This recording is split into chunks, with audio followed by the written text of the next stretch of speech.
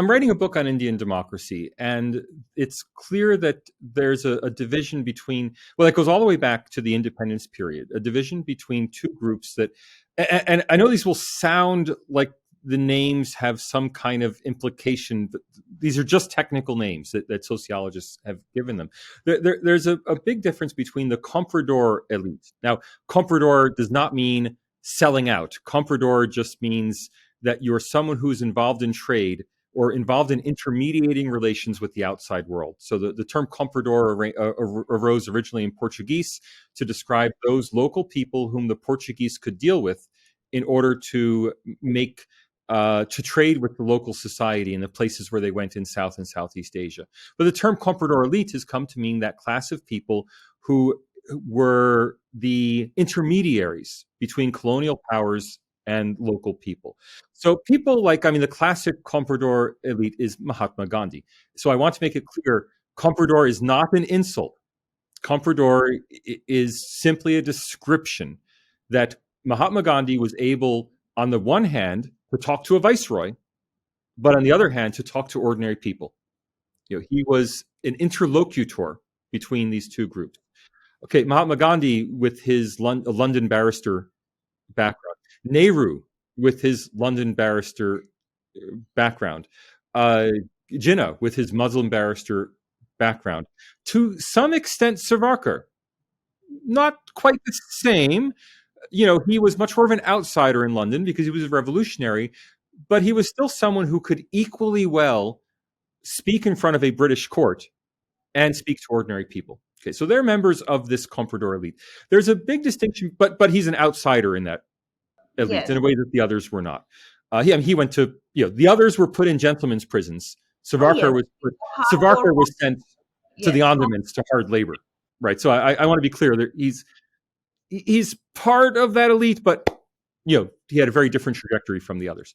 But we can contrast that with what we call the national elite. And again, I say this about terms because Indians will immediately say, "Oh, national is fantastic. Comprador is terrible."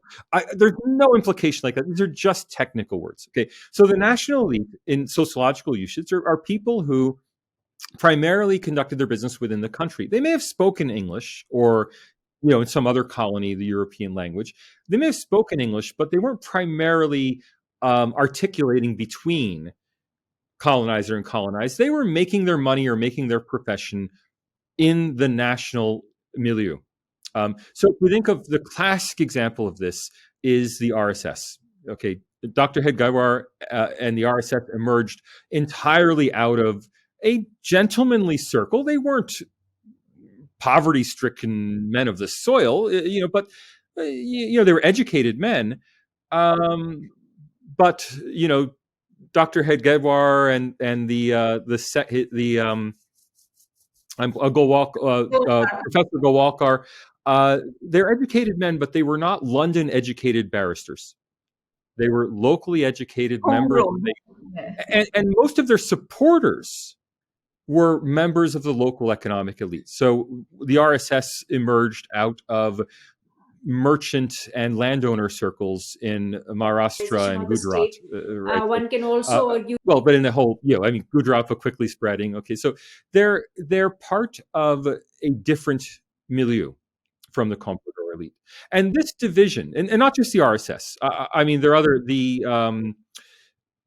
if you think of the Brahma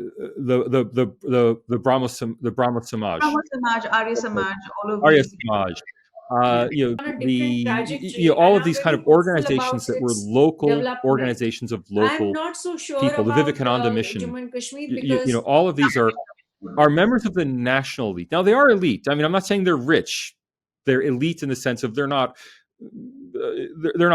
farmers or weavers who were scratching out a living on the land, right? So they were members of professional class. So revolutions in general and independence movements in general are driven forward by professionals. That's why there's this long connection between the quote unquote rise of the middle class and political awareness. But there are these two competing groups of professionals who were involved in the development of India, and not just in India. This same division, again, as a comparativist, what I'm bringing to the table is not, I like these people, I don't like these people. what I'm bringing to the table is, this division between a comprador elite and a national elite, this appeared all over the world, in all sorts of post-colonial or in all sorts of colonial and then later post-colonial societies. Now, that fundamental division has transferred today in what you might call the division between old India and new India. I mean, I heard Karan Thapar once in one of his interviews frankly admitting, he was talking to his guest, I don't remember who the guest was. He said, we're members of this old India, the English-speaking, British-educated, internationalist in outlook. And he recognized very clearly, and that's why I like Thapar, because whatever his politics, I know individual people may like or dislike his politics, he's very self-aware. He knows that he's on that side of politics, as opposed to being sanctimonious about it and thinking everybody must agree with him.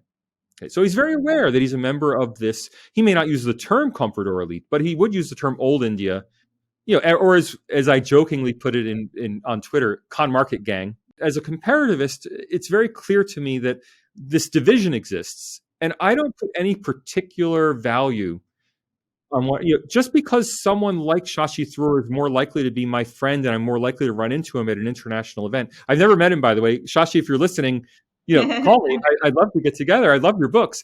But just because I'm a member of this class doesn't mean that I don't respect that other class. And there's this very clear division in Indian politics, not just in politics, in Indian society, between an old India that is loath to give up its privileges and a new India that is insisting that in a democracy, nobody gets that kind of privilege. Everybody has the same vote. And that process, and I mean, you can think of it as a process of modernization if you want, but that process is really a process of democratization. And it's good for the country. And I'm very bullish on India. Having hostility is the wrong word. Having divisions is not a sign of immaturity. It's a sign of maturity.